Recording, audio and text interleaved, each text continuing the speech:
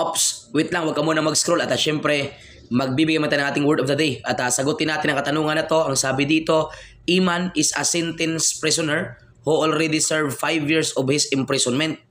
How many days will be deducted to his sentence every month? So yung katanungan natin is under to ng ating correctional administration. Under naman to sa ating GCTA, sa ating good conduct time allowance, no? Under sa ating Republic Act 10592, ilan ba yung madididak sa kanyang original sentence every month, which is isang preso na nakapag-serve na ng 5 years sa kanyang imprisonment. Yan, okay? Letter A, 20 days ba yung deduction? Letter B, 23 days ba? Letter C, 25 days ba? Letter D, 30 days ba? Kasi class, yung ating tinatawag na good conduct time allowance, para yan sa ating mga, kumbaga, mabuting prisoner sa loob. Maganda performance mo, nagpakabait ka doon, kaya nga good behavior.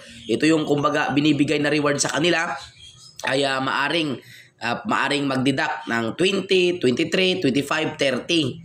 Kaso nakapag-serve siya ng 5 years, may qualification tayo doon kung paano ang pagdidak natin. Under to sa ating Republic Act 10592. Ngayon, 5 years na daw yung kanyang na-serve sa kanyang original sentence. Ilan ba yung deduction? Monthly to class ha. Pag good behavior kasi monthly yan. Okay? So tandaan natin class sa ating bagong batas RA 10592 kasi iba yung sa revised penal code. Kasi dati sa revised penal code class, ano man yon? Pag first 2 years, that is considered 5 days lang yon. 5 days deduction. Pag 3 to 5 years naman na service, may deduction yung 8 days. Pero pag 6 to 10 years naman, deduction naman doon is 10 days. Pag 11 years up, that is considered 15 days. Sa bagong batas naman natin, RA 10592, nag-plus 15 tayo. So kung plus 15 tayo, okay, sa bago, ilan na yun? Ulitin natin ha, dahil plus 15 tayo. First 2 years, okay, so ibig sabihin magiging 20 days na sa bago. Deduction 20 days.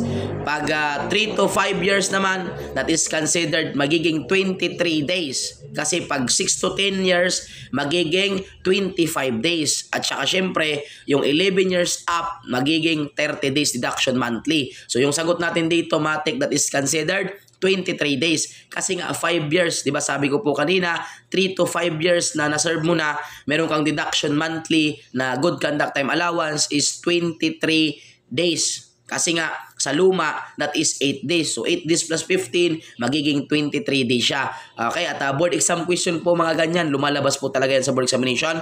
Kaya pag-aralan po natin yan, yung ating GCTA. And so paano? Sana nakatulong sa inyo. At syempre, ito pa rin yung likod, your Mr. Word of the Day, Emmanuel Damastre Schumann, Villa Easter Bulacalos, as CVRC, National Lecturer and a Registered Criminologist. Nagsasabi sa inyo na para pumasa sa board examination, kailangan natin ang baso siya at tsamba. Baso siya, basa, sulatan, share sa mga tsamba, tiyaga, sipag at manalangin bawat araw. Thank you so much.